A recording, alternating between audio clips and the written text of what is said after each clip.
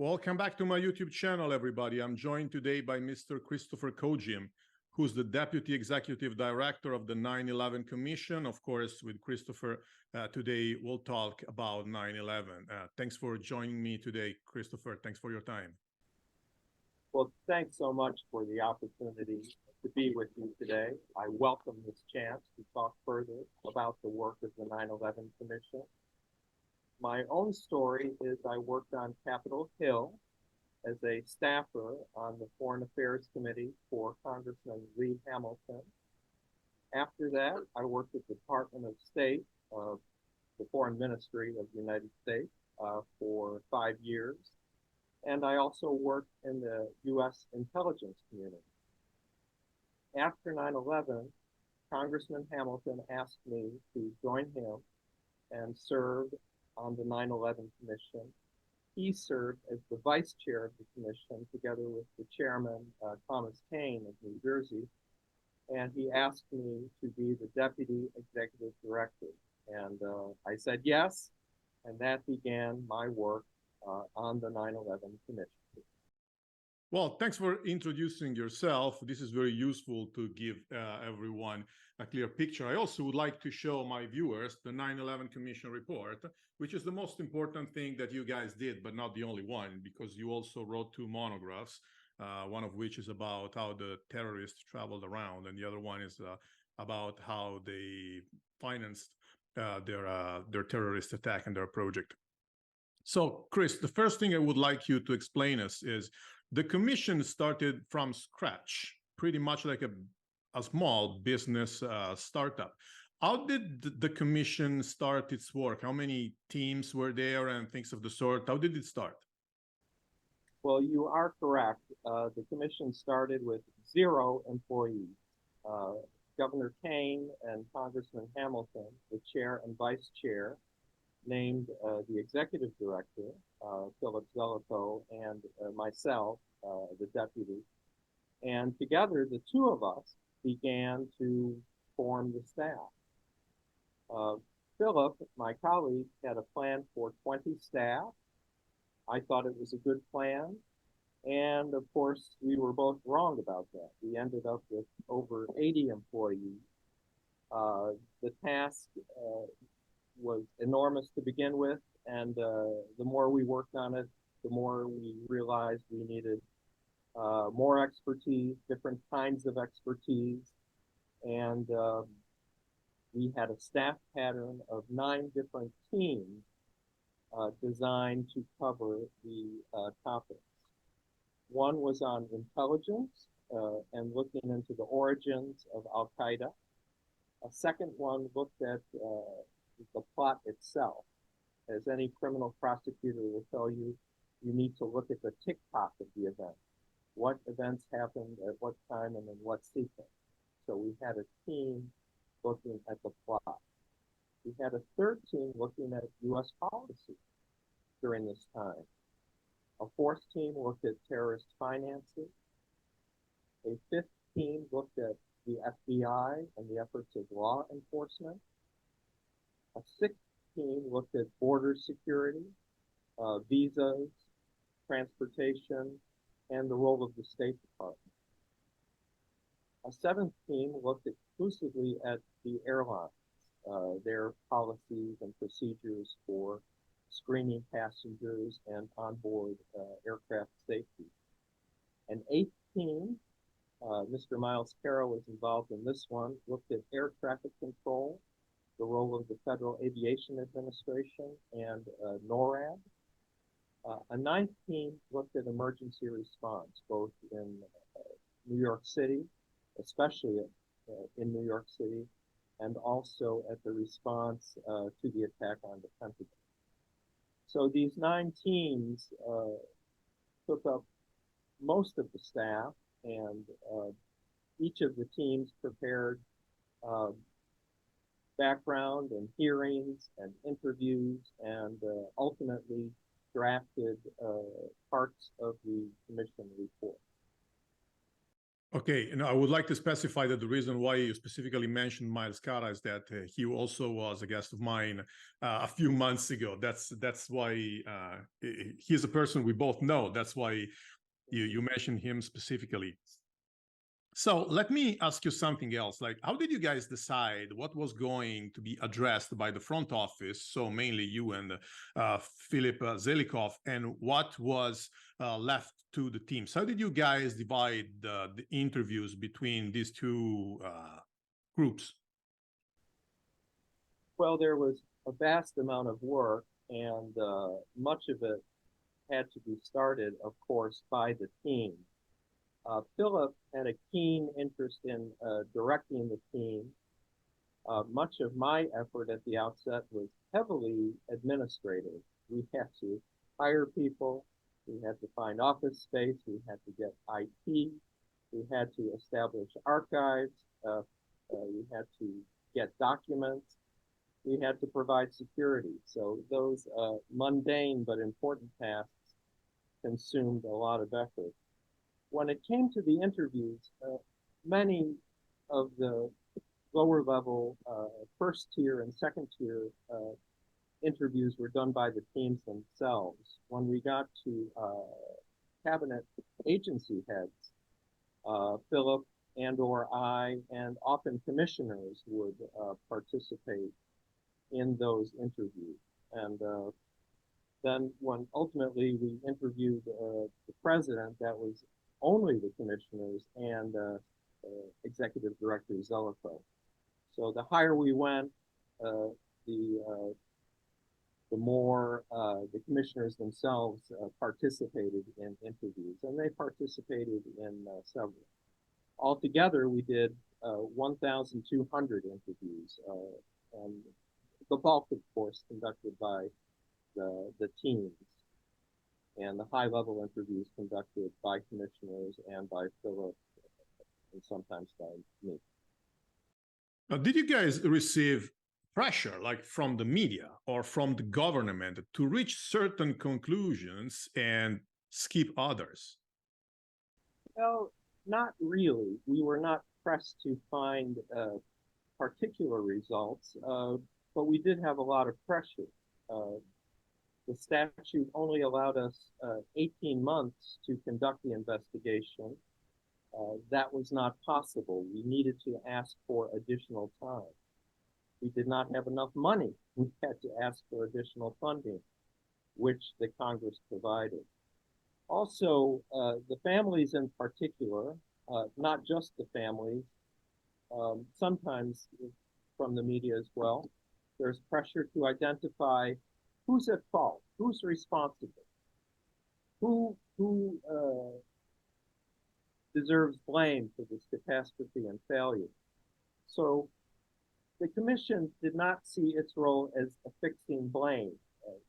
The commission was not an arm of the Justice Department looking for prosecution. Our job was to tell the story of 9/11 and to make recommendations for making the country safer. And I think it was best stated at the end by our chairman, Thomas Kane, who said that at the end of the day, responsibility rests with officials throughout our government. The higher rank you were, the more responsibility you bear.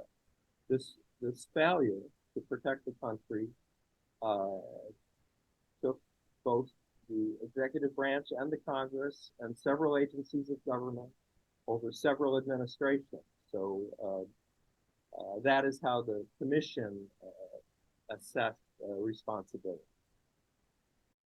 Well, you already mentioned your time constraints that you guys had. Because of these time constraints, because you had to deliver your report by, I don't remember exactly, mid-2004, I think, did you have to trade something off to deliver on schedule? Well, as I mentioned, we needed more time and more money, and that helped. I'm not sure we traded off things, but it is fair to say that we had an intense focus on the events of 9/11 itself. Early on, some commissioners thought we should spend time looking at Hezbollah and the Marine barrack bombing, or the Khobar Tower bombings in Saudi Arabia, and other examples of terrorism that preceded 9/11. We looked at the statute, and our chair and vice chair, and ultimately all the commissioners decided we needed to stay intensely focused on our legislative mandate, which was the 9/11 attack, the facts and circumstances, and policy to make the country safer. Well, let's get to the main point of it all. How did you guys assess that al-Qaeda was responsible for organizing the attacks? Well, al-Qaeda just jumped right out at us. I was working at the State Department at the time of 9/11. 4 of the hijackers were on the terrorism watch list. They were immediately identified the night of 9/11, and so we already knew within hours of the attack that al-Qaeda was responsible, and every aspect of the investigation that followed corroborated al-Qaeda's involvement. Okay, but in your opinion, what mistakes were done by intelligence agencies that allowed them to do what they did? In this case, I'm thinking, for instance, you know about the Phoenix memo, right? That there were some things that could have prevented the attacks from happening. What do you think? Well, I think that's right, and it's a bit of a counterfactual. History is not an experiment that you can repeat and change the variables. We do know that al-Qaeda was very attentive to security, and had, for example, the Phoenix memo gotten more attention, had, for example, the arrest of Moussaoui on immigration charges been broadcast on the news, al-Qaeda may have chosen to delay or even cancel the plot. We'll never know those things. What I would like to do is to direct you and your viewers to the commission report, pages 355 and 356, and I'll speak to what's on those pages. It's a box called Operational Opportunity. And we identified 10 different examples of cases where information was not shared, either by the CIA with the FBI, or by the FBI with others more broadly. And so a series of missed opportunities, largely relating to information sharing, blocked our ability to foil the plot. It was possible to foil the plot, we believe. Whether that happened, of course, we'll never know. But both the intelligence community and law enforcement had a series of miscues that hampered our ability to connect the dots, as it was called.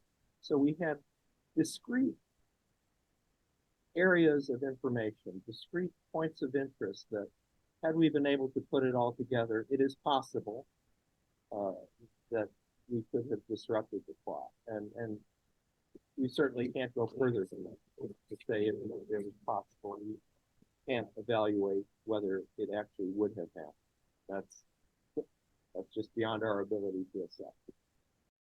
Well, the main question that everybody wants me to ask you is, did you guys investigate the role of the Saudis? For instance, this Omar al-Bayoumi guy who in San Diego assisted 2 of the hijackers and provided help to them. What was his role, and what did the Saudis do behind this? Well, our team and our executive director in particular, he spent a lot of time, the commission spent a lot of time looking at the role of Omar al-Bayoumi, the role of the Saudi government, the role of Saudi nationals as possible supporters of the hijackers. Now, the role of Omar al-Bayoumi, he was in San Diego. He met two of the future hijackers. He was cordial with them. He helped them find an apartment. He helped them get established. Um, it is also true that the two future hijackers were suspicious of him. He always carried a video camera with him. He was rumored to be working for Saudi intelligence. We never verified that. Uh, but the two future hijackers eventually kept their distance from Omar al-Bayoumi. There were others in Southern California who possibly assisted the future hijackers. We spent a great deal of time and effort investigating and came to no conclusions beyond suspicion. And let me just quote from Philip Zelikow here. Quote, my colleagues and I always suspected the hijackers had a support network in the United States. We voiced that belief in our report. We fervently hope and still hope such accomplices can be caught and brought to justice. End of quote. Having said that, we have not been able to verify with any level of certainty these suspicions, and the investigation conducted at the time of the commission was extensive and quite thorough, and at least for us, question marks still remain. Well, there's also another option. I mean, I'm not saying for sure that Omar al-Bayoumi wanted to help them. Probably if he was a Saudi agent, he was spying on them or trying to recruit them. So maybe he was not a terrorist by himself. Maybe he was just not smart enough. Well, we just don't know. There are a lot of Saudis in the United States on murky payrolls, engaged in activities that were unclear. Omar al-Bayoumi was one of them. And we just could not come to a conclusion about his role. How was the collaboration between you guys of the 9/11 Commission and law enforcement agencies, both local and federal? Well, we had very, very good cooperation with the FBI, the Federal Bureau of Investigation. Its director, Robert Mueller, was a very strong supporter of the work of the commission and helped us a lot in terms of arranging interviews and getting access to documents. We also generally had good cooperation with the CIA. Having said that, the CIA did not allow us access to the detainees who were either at Guantanamo or other black sites. And so we had no direct access to the detainees. What we did is provide questions. Questions were asked by others, by CIA personnel or contractors. Answers were provided to us, but we did not have direct access to witnesses, and we noted that in the report. Some agencies we had to subpoena and go through a legal process to gain access to documents. This was true of the Air Force and NORAD and Federal Aviation Agency. We had difficulty gaining access to those documents. So I think the strong public interest in our work gave us a lot of leverage ultimately to get cooperation. And by and large, we had good cooperation, but as I noted, it was not uniformly good. Well, let's get back to 9/11, the day itself. What do you think about the reaction of the FAA and NORAD? Because let's not forget that what happened was completely unforeseen. Well, that's exactly right. The Federal Aviation Administration, the FAA, was overwhelmed from the outset, and so was the North America Air Defense, or NORAD. at no point did the FAA or NORAD have very good situational awareness of what was occurring. Um, NORAD scrambled planes, but they did not fly over Manhattan until after the towers were hit. NORAD scrambled planes from Langley, Virginia, and they flew in a different direction, first out over the ocean and then heading north. And the flight that hit Washington, of course, came in from the west. And there was no awareness even that that flight was still in the air at the time until just minutes before it hit the Pentagon. And so there was never timely awareness for military air defense to act. And the FAA as well did not have timely awareness of the four hijacks. What we can say about NORAD is that it ordered a ground stop of all aircraft, and that it successfully landed over 2,000 planes that were in the air on the morning of 9/11. And that is not a small accomplishment. So, to the extent that the FAA could provide safety for those not hijacked, it did. And for the four planes, there was just nothing in the protocols or playbook or experience of the FAA that allowed it to gain situational awareness and take effective action that morning. Well, they did their part, but somebody else also did their part. For instance, law enforcement agencies on the ground. What do you think about the reaction by, for instance, the police, the firefighters, and all the rescuers? Well, yes, that's quite different. It was enormously heroic. The number, over 300 firefighters died that morning in New York City, well over 100 law enforcement officers. They were heroes. They were climbing the stairs of the building, trying to get everyone out at the time that the towers collapsed. So extraordinary bravery and dedication to duty by law enforcement and the fire department and Port Authority and other government officials. The response went somewhat better at the Pentagon. There was an effective incident command system and better communication among all the parties.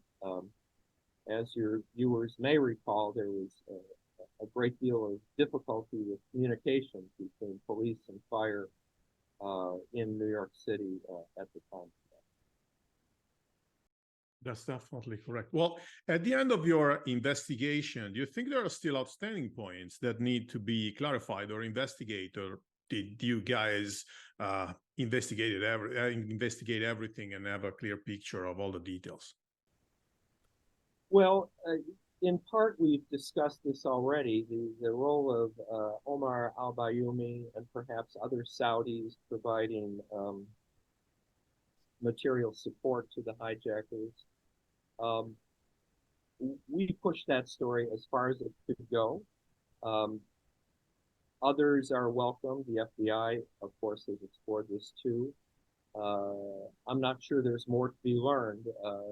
The story is not as clear as we would like it to be. Another outstanding point is the role of Iran, which we left open.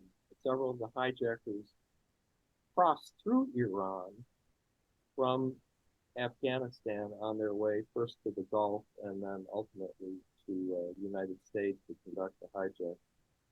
And we just don't have detail on what the role of Iran was, if any. What's important here is that Iran did not stamp the passports of these future hijackers. So it may have just been a convenience transiting Iran, or it could have been intentional and more of concern. So whether Iran played some material role in the plot, we just don't know that, or did not know that at the time the commission's work ended. What I would say is that the story we presented in the commission report is still the defining story of what occurred before and on that day. And it is still the point of departure for scholars, researchers, and investigators. Obviously, if the historical record can be corrected and improved, all of us would welcome that. I think we as staff, and I think I speak for the commissioners as well, feel quite proud of the work that we did, and that by and large it has withstood the test of time and criticism. Criticism that is always welcome. If there are ways to get the record clarified, then we all should welcome that. Having said that, I think the commission report is a solid piece of work, deserving of time and attention today and going forward. Well, Chris, sorry for interrupting. Go ahead. No, I just thank you for that question. Okay. Well, thank you for all the answers you gave me and you gave us. And I think that you gave us a very good understanding of how the 9/11 Commission worked, and you gave us very precious information about that date. I do recommend everyone to buy and read this book. Otherwise, you cannot say you know what happened on 9/11 if you haven't read the 9/11 Commission report. Many thanks again for your time, Chris. And thanks everybody else for watching this, and see you all next time. Bye-bye. Pleasure to join you. Thank you.